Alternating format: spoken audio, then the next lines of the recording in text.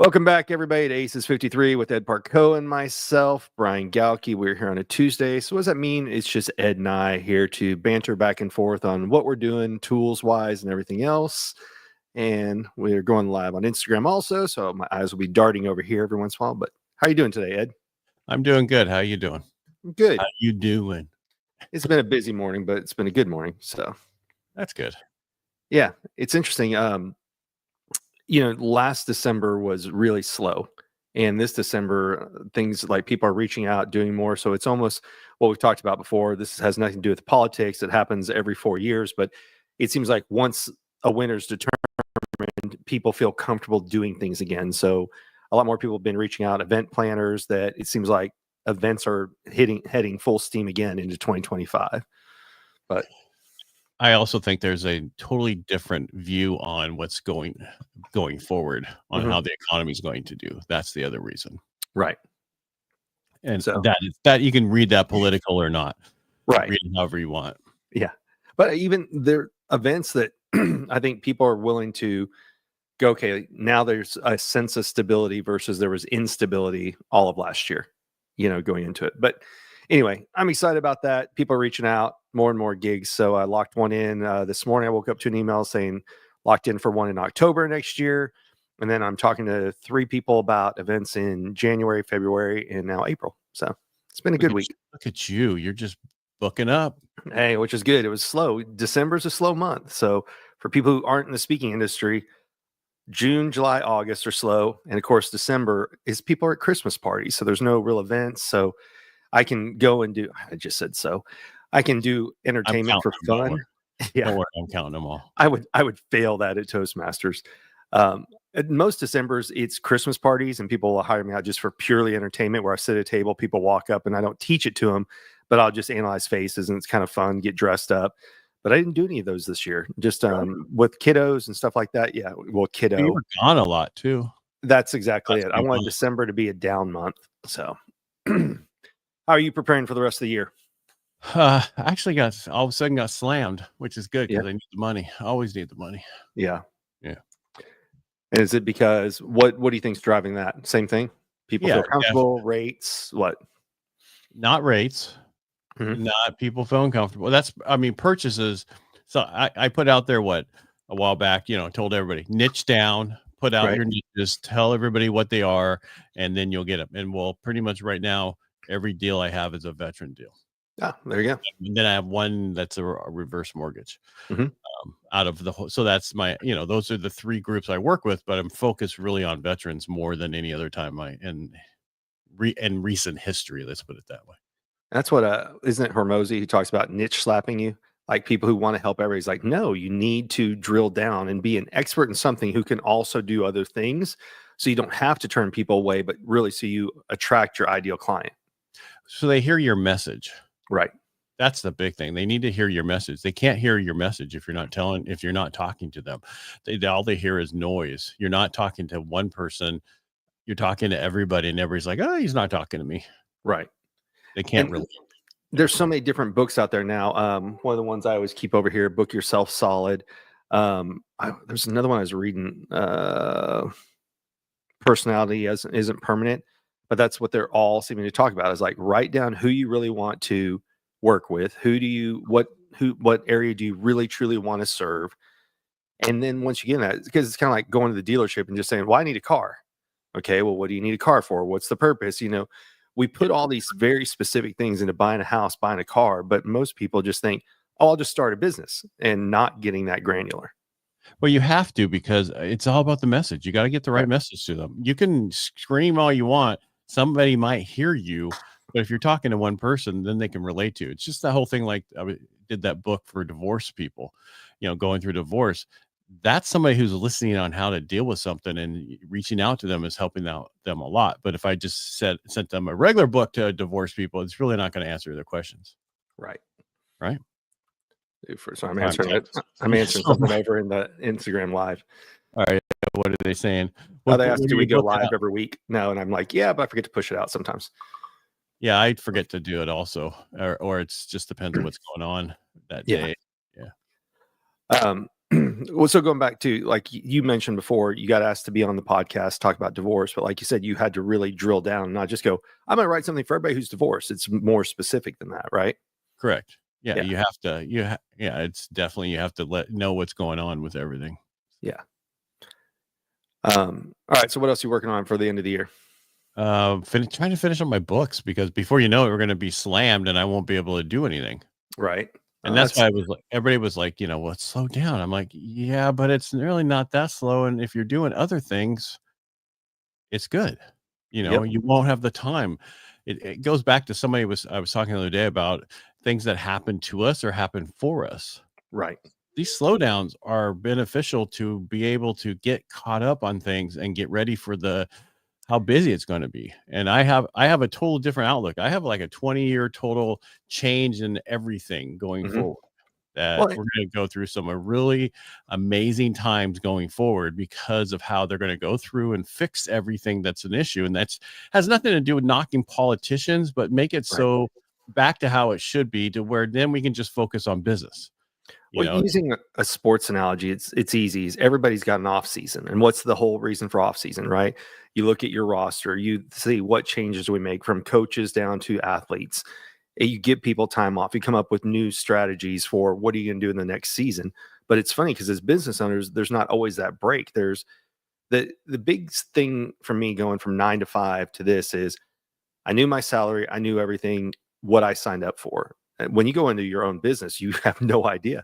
You'll be flying high 1 month and then 1 month you'll be down. So just right. And that's about putting money aside and getting ready for all that stuff and building a nest egg so that you can deal with the ups and downs, because it's not always going to be slammed. You're going to have times where you need to relax and do other things. Absolutely.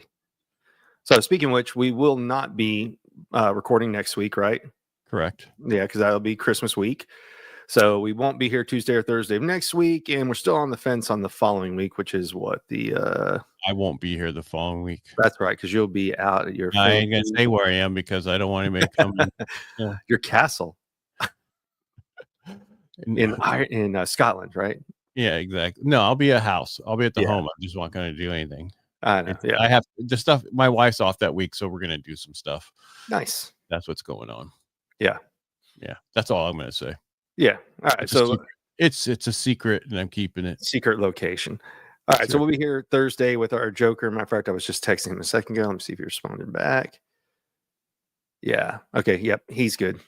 Okay. So we'll be back here. He's not coming back ever again. Yeah. No, he asked. I double checked. He's like, I saw you guys go live, and he thought, crap, was it today? So he was double checking. No, it's not today, sir. It is Thursday. Yes. Things I'm working on for the rest of the year is I'm on page 49 of just revamping. I got the book written, going back over it because it's been written over a year and a half, and that was a dumb thing. So if anybody's writing a book, knock it out fast, because the problem is you're in a different mindset than you were when you started. So now I'm having to go revamp the first half when I should have done it in one fell swoop, like over 2 or 3 months, not over almost 2 years. So yeah. Well, no, you should have done it 2 years ago and then revamped it for an updated version for this year. You follow exactly. me? Yeah, because you always have your first edition, then you can have a second edition, a third edition. Yep. Fourth edition. It's no different than doing videos. When you start recording videos, you suck, right? Like everybody. We're amazing. We're freaking amazing. Always amazing. Yeah.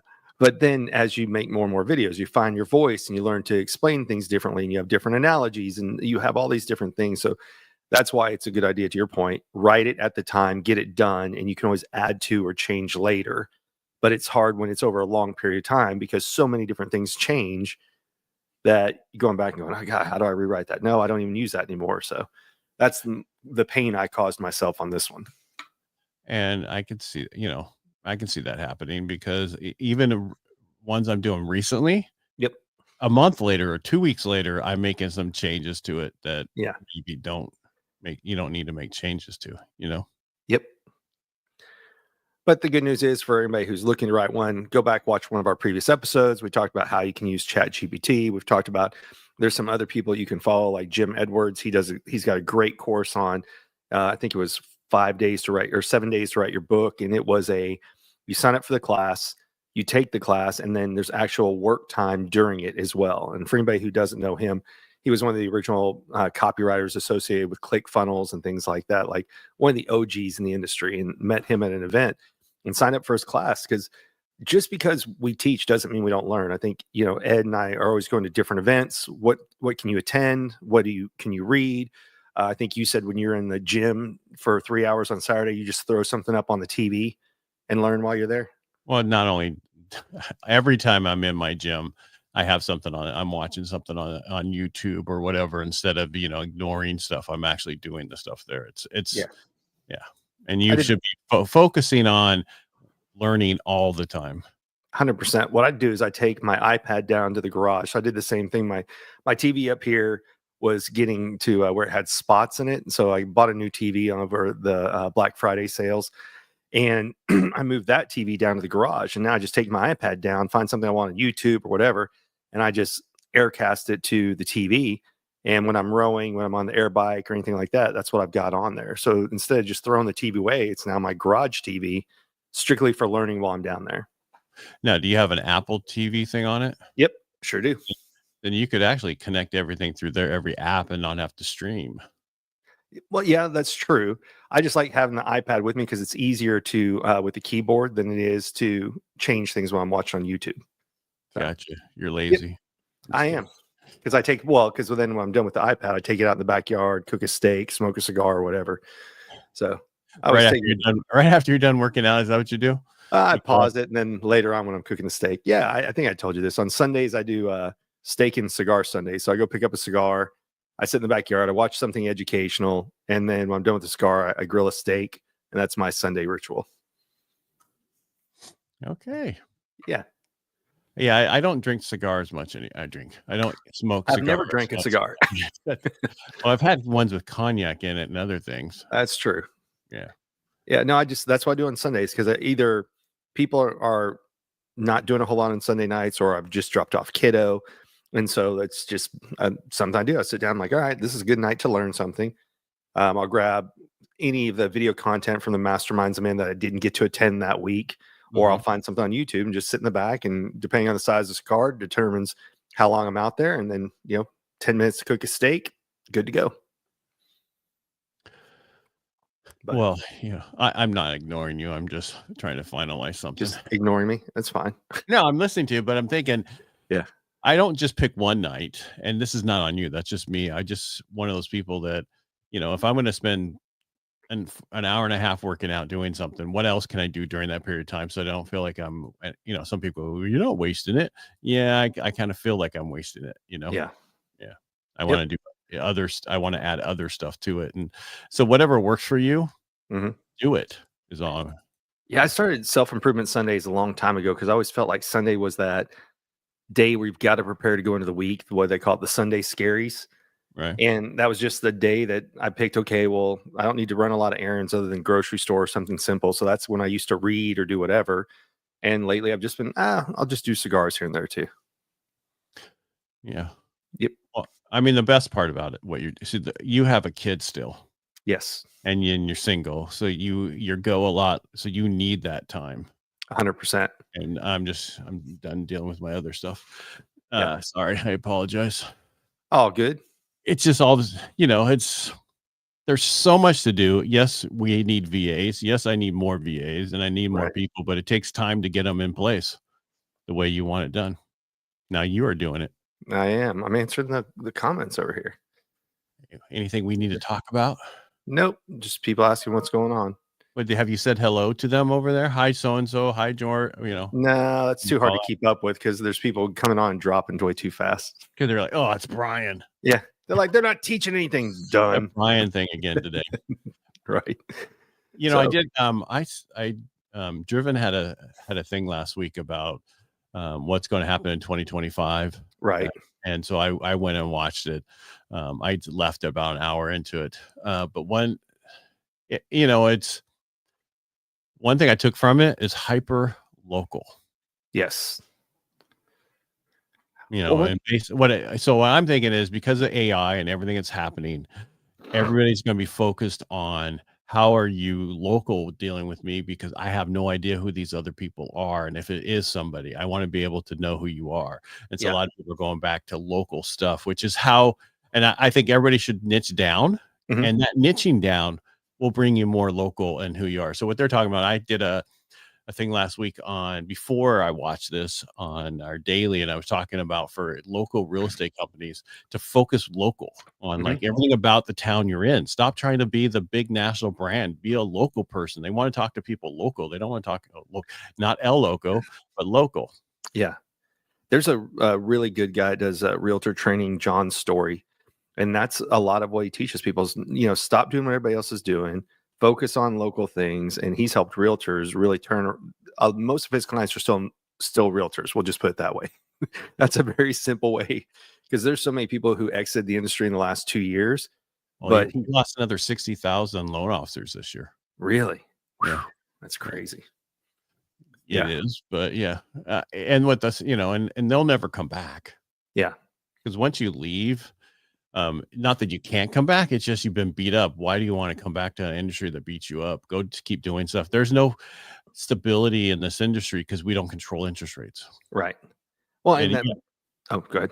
I was gonna say, even if you have a huge database, problem is 90% of my database has a low interest rate.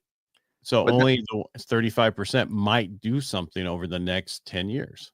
yeah.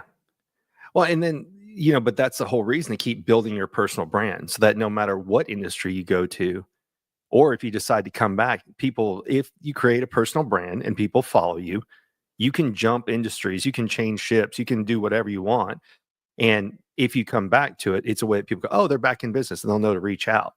But you're right. Once most people leave an industry, they don't tend to go back to it if it was a hard one. Yeah, well, I'm just saying, build your list on other things that you're doing. Right. Have 5 streams of income. Yep. One that's your main goal job, and if that changes, who cares? You have the other 4 going, but you need to build your list, Yeah. and you constantly use High Level or whoever you use to help grow your list. You need to be building out your list, and that is one thing that I'm like, okay, I know what I'm going to do. The last week of this year is update a couple different lists and get it ready, because I still haven't been sending out my newsletter that everybody should be sending out a newsletter. But If it's people want interesting to you sign said, up for it, yeah. but Let me look. I want to use the right term. I was looking at contacts the other day, and we sent out a promo, and my number of contacts is like 3,900. But there's something within High Level. Let me see if I can find it real fast. Let me go marketing. Sorry, First Direct 360. Yeah.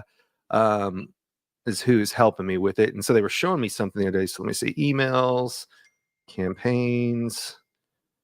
What's interesting is when I went to go look at the statistics and everything, even though my email list over time is like almost 4,000, the valid email addresses is one of the things that it can validate. Is this still an active email? Was significantly less.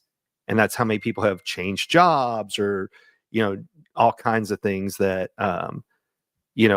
your list, you were always thinking, oh, my list is growing, but how accurate is your list? And I was surprised by the difference in it. So let me look and see if I can find it here. Well, if you have their phone numbers, I would text them and ask them for updated emails. See, and I didn't do phone numbers when I had MailChimp. Since I've been over here at First Direct, that's one of the things that Joel and them have been helping me with, is to do that. I can't find it now. But anyway, it was a significantly different one. But when I went and looked at the audience, I was like, oh, didn't realize that. So let me see if I can still find it. And you got to remember, there is a life to your list of people on there. The longer they're out, the less likely they're going to do something with you. And that's just back to your point on newsletters. That's why. And if you remember, we had on Rob and Alex from Go High Level earlier this year, and he said newsletters were going to be the big thing in 2024, and sure enough, they were, because people are signing up for so many different things. But that's how you keep your audience warm. Yeah, but the question really is, do people really read them? Because I get them from other places that I've been on as a guest or whatever, and I don't read them. But it's still, I see it. Yeah. So I remember them. Where is the number? Yeah, I can't find it now, but it was significantly different, but it was validated emails is what it came out to be. I was like, oh, okay. I didn't realize that was a thing that was there. The question for you would be, check to see where they came from and how old they are. Right. because maybe they come from certain events, and that event people don't give out their real email, or right. or they just put one in to get something to download it and then didn't download right. Yeah, I can't find it now. I'll go back in and play with it later, but I think it's either under marketing or contact. Oh, Nobody contacts. I care. They care about what they care about is the follow up on your list and make sure what emails are active, and go use high level and ask for a phone number. Right. 9 times out of 10, people will put it in there to get something. But what are you giving them? You have to give them something. If they're coming to your website, don't go, "Hey, you want to sign up for my newsletter?" Hell no. Right. Hey, you want to download this? How to do this, this, this, and this? Yes. Exactly. Yeah. So depending on who trained you, it's some places call it a tripwire, some call it a lead magnet.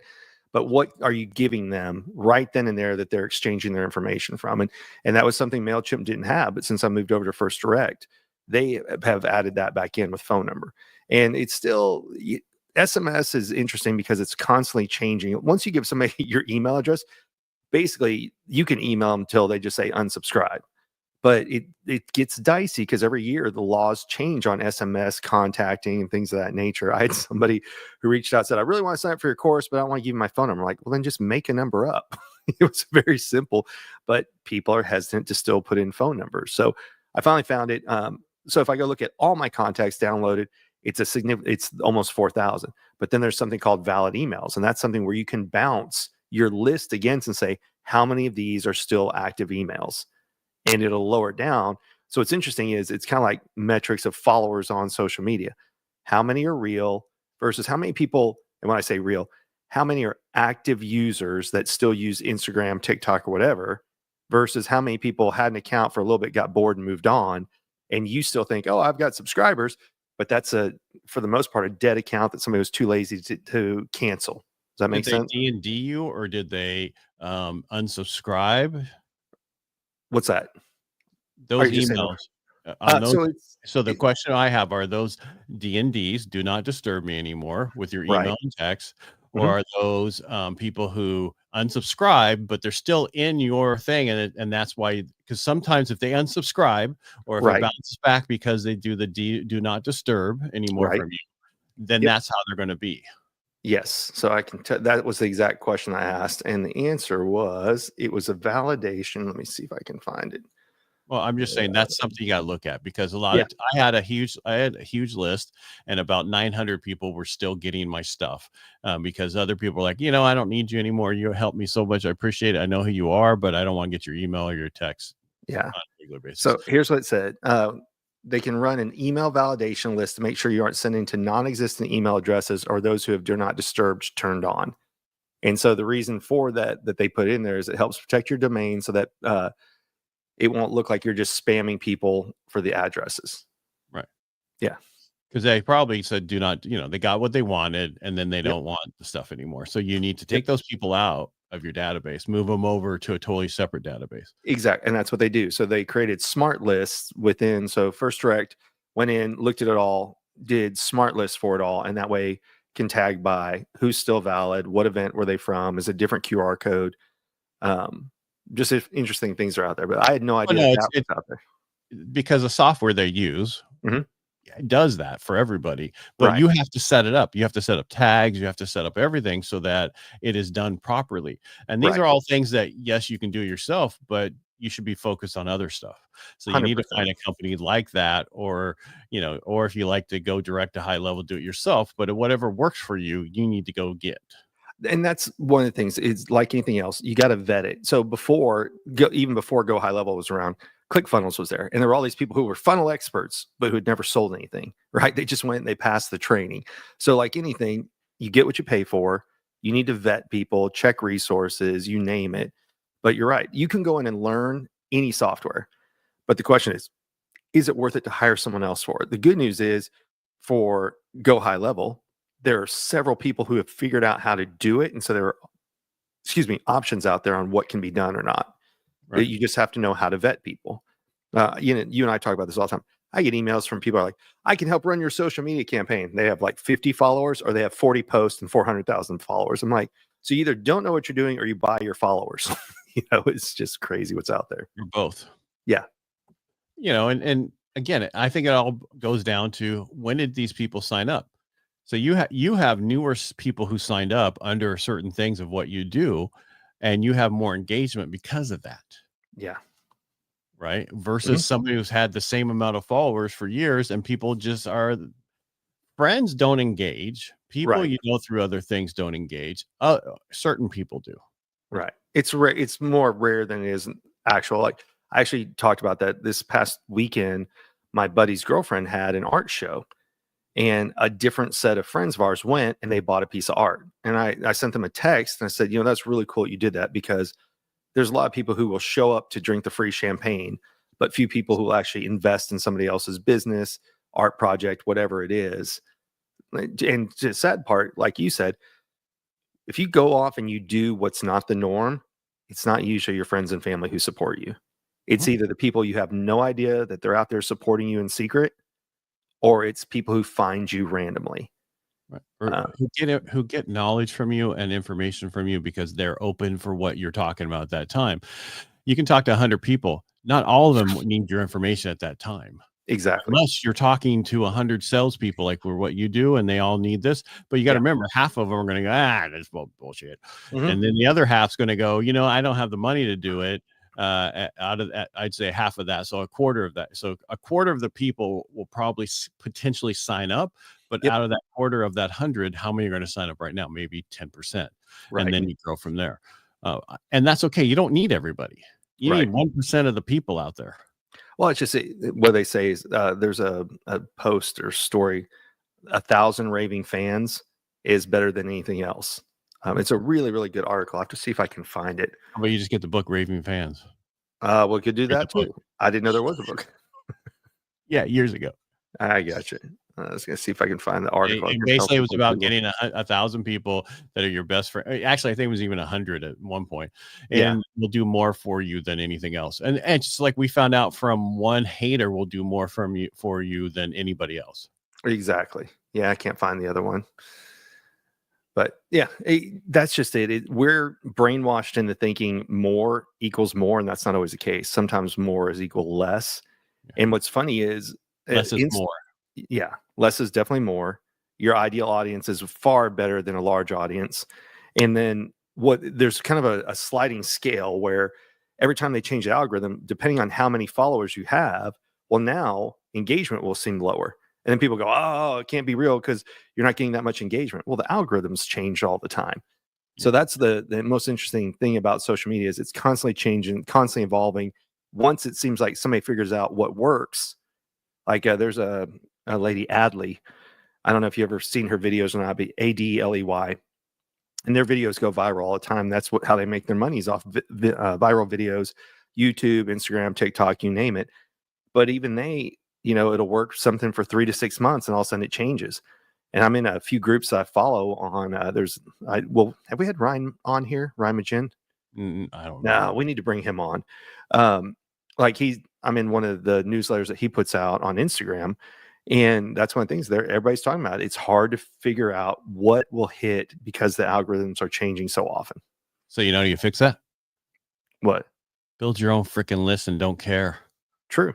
That's why even every huge brand out there has figured that out and says, so whenever you go to their website or whatever, they're giving you 10% off to get your email and Yep. your phone number or whatever it is, because they understand that they can now send stuff to you and it's cheaper. They don't have to try to get you on social media. Right. Stop chasing. This is what you should do for 2025. Do not chase social media. Just Right. build your freaking list and don't worry about social media. You can still post on it, but don't worry about getting the stuff from there, because TikTok might go away. And all these people are like, oh my God, all my business is going to go away. Well, this is why we tell you don't build your business on social media. On a single platform also. Like be across It's multiple platforms, right, but but then the whole thing is relocate them or their data. you need to get them off there into your own list, Yes. period. Yep. I don't go out there and download your friends and everybody else and put them in your list and get them moving. You need them off there because eventually something's going to happen. Yep. I found out I was secretly double probation on Facebook on my Oh, Ed really? Parcaut. Yeah, just my regular account. They just said, "Oh, by the way, we're going to now start recommending you again." Oh, really? That's funny. I went into my settings earlier today and I was looking at it. It said, "Are you lowered in feed or not?" And I didn't realize they did that. I thought, there were 3 sections. Let me see if I can find them while we're talking. What was it? Was it Instagram?